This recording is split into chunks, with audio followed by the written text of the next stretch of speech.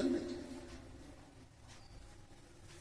और देवऋषि नारद प्रसन्न होकर बड़े आनंद में झूमते हुए सबसे पहले अगर देवऋषि नारद गए तो शंकर भगवान के पास में गए। राम कथा में आपने सुना होगा, देवऋषि नारद शंकर जी के पास पहुंचे और भोलेनाथ जी के पास जाकर कहा, भोलेनाथ हर हर महादेव। शंकर जी के पास जाकर कहे, भोलेनाथ ओ भोलेनाथ, देखा जिस कामदेव को आप नहीं जीत पाए, जिस कामदेव ने आपकी समाधि तोड़ दी, उस कामदेव को मैंने जीता। अच्छा, भगवान देवऋषि नारद को समझाए तो समझाए कौन कि नारद तेरे तो कोई आगे ना तेरे कोई पीछे, पर शंकर भगवान के तो आगे पीछे है। शंकर जी के तो आगे पीछे है कि नहीं? उनकी तो तेरा औलाद, तेरी कहां की औलाद है? तो तेरे को कौन समझाए कि भगवान शंकर ने समाधि क्यों तोड़ी थी? जब कामदेव ने शंकर जी की समाधि क्यों तोड़ी थी? शंकर जी का नेत्र क्यों खुला था? शंकर जी ने तीसरे नेत्र से कामदेव को क्यों जलाया था? ये नारद जी को कौन बताए?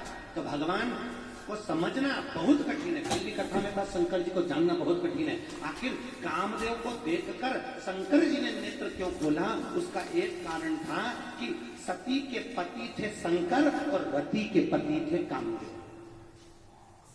शंकर किसके पति है? सती। और कामदेव किसका पति है? रति का। सती और रति एक ही मां की औलाद, एक ही बाप की औलाद। अब ईमानदारी से बोलो, तुम्हारे बहन का पति आए और तुम्हारा पति उठकर प्रणाम नहीं करे, नमन नहीं करे, आदर नहीं करे, अच्छा लगेगा? अरे बोलो तो सही, अच्छा लगेगा?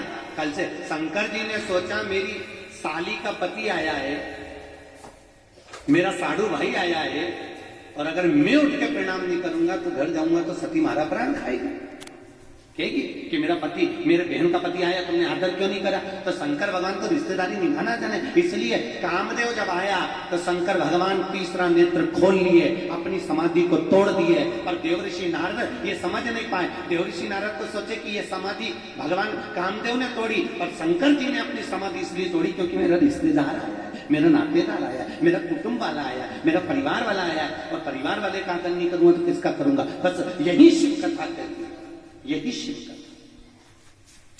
जो दुनिया हुआ, जो दुनिया में अपने पत्नी, अपने बच्चे, अपने कुटुंब, अपने कबीले का नहीं हुआ, जो दुनिया में अपने माता पिता का नहीं हुआ, जो दुनिया में अपने सास ससुर का नहीं हुआ, जो दुनिया में अपने बेटे बहू का नहीं हुआ, जो दुनिया में अपने पोता पोती का नहीं हुआ, वो दुनिया में कभी भगवान का नहीं हो सकता, ये पक्का है।